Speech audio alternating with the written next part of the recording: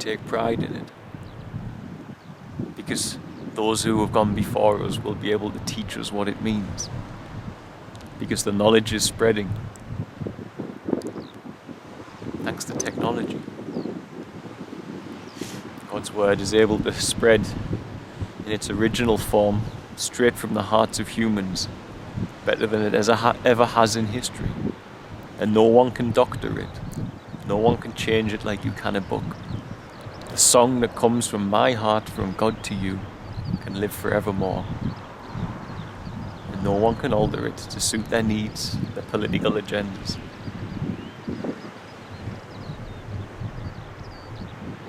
And so long as more people awaken to taking pride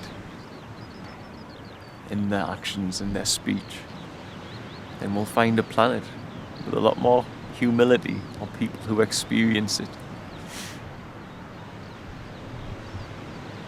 Let your love rain, let it rain down on me. Now if we wait and do nothing. Hey guys, it's my first day out of bed after my fast.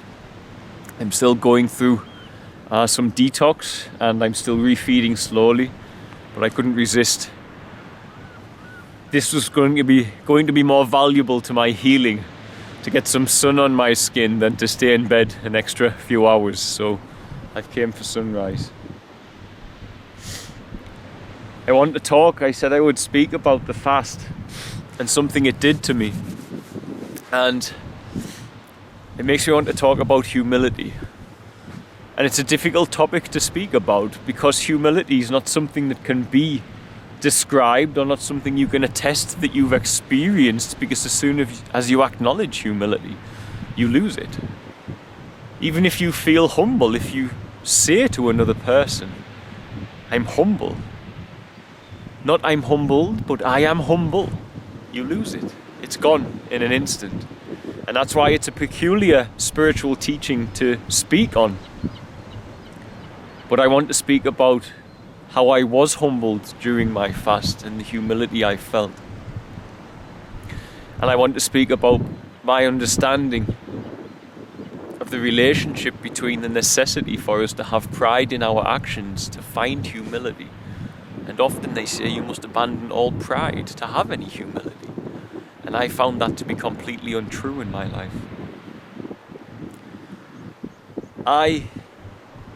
During the fast, going into the fast, shall we say, I am looked upon as a leader by 80 staff members.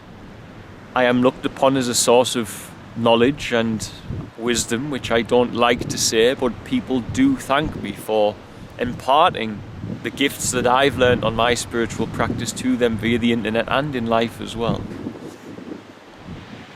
So I have these things going on around me, and then I have all of these children who look to me as their provider.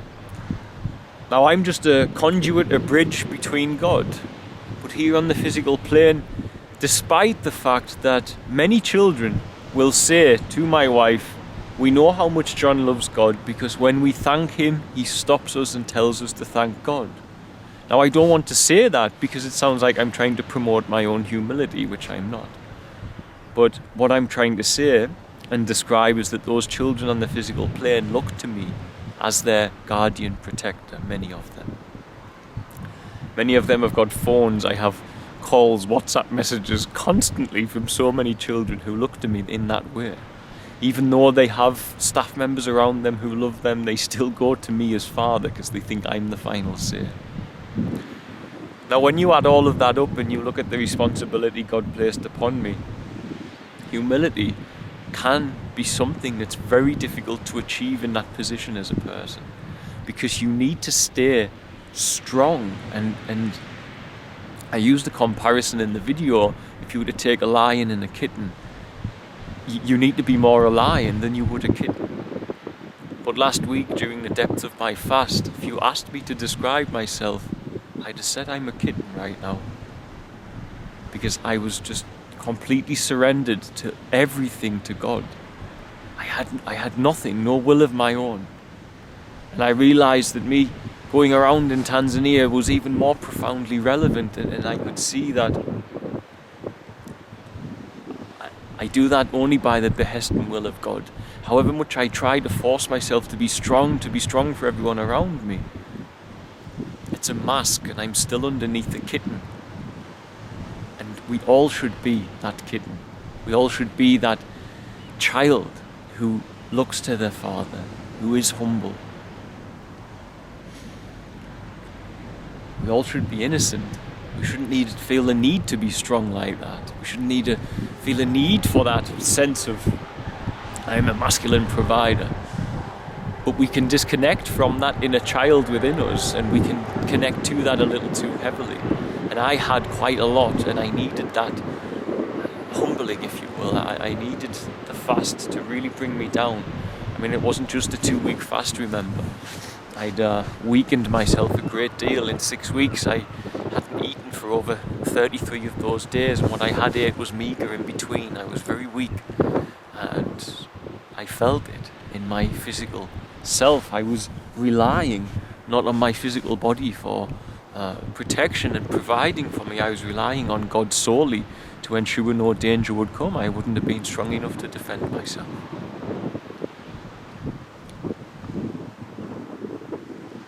Now, what I want to say with regards to that, humility, which in turn, I should add, allowed me to see things as I began to see them with regards to passing over those who will leave our care to go to God.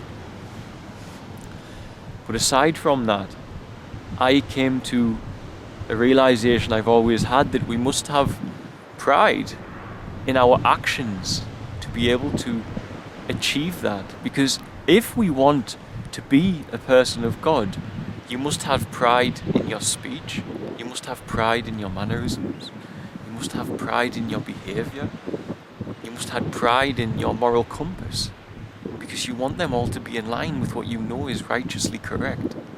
And to do that, you must have pride in them, take pride in them. When you take pride in them, you're more likely to act and do something like a fast. If you don't have right speech, if you don't take pride in the way that you are in the world, and you're happy to take advantage of people for gain, be it monetarily, sexually, then you will never find a spiritual humility to align and attune with God in the same way that I was lucky enough to be swimming in last week, and still am to some degree today. So there's a relationship between having pride in the correct moral governance of yourself as a servant of God and the humility that you do find. You must not have pride in your actions. The goodness that comes through our lives must always be handed over to God. For He gave way for you to be born. How can you possibly say it's your doing? You didn't even ask to be here. But the wrongdoing you do, you can take responsibility for that. And that will start you on your path for humility. And when you take responsibility for the wrongdoings that you do, then you can start taking pride in the correct actions that will stop you from doing them again. And that is how we find humility, through pride. We take pride in that which is righteous. We take pride in the narrow path that few choose to walk. But as far as I can see from my community on YouTube, it's not so few anymore. That would tell me that the planet is awakening to that which we all hope to see. A world where we all take pride in our actions.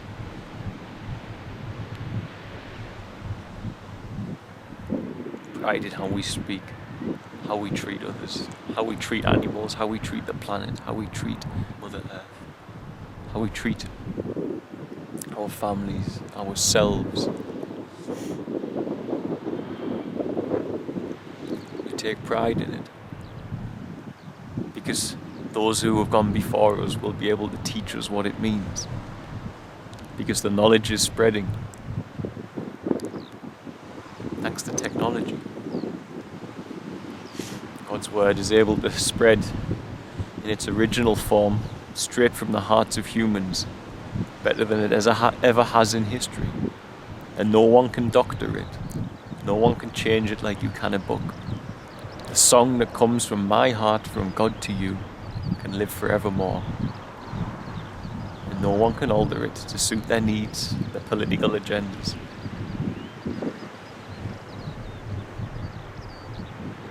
And so long as more people awaken to taking pride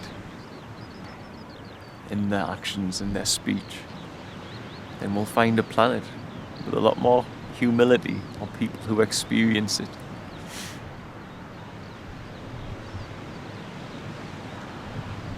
We'll see what we all hope for, I guess. Peace, love, compassion for all beings, for all life. God bless, guys. Bye. Thanks for watching. Don't forget to like, share and subscribe, as it really helps us to grow the channel and with it help more children here in Tanzania. Also, don't forget you can support our work by sharing with children in crisis here, be it sharing for a particular need or even sharing one-on-one support for education, housing, food and medical care. It can be done for as little as the cost of a cup of coffee a week back in the West after all. Just visit www.sharetanzania.co.uk to find out more. Lastly, remember you can also support us via Patreon, www.patreon.com/featherstail, and help keep us here in Tanzania to continue our work. The links for the website and for the Patreon are in the description box of this video. Love and light, guys. See you soon.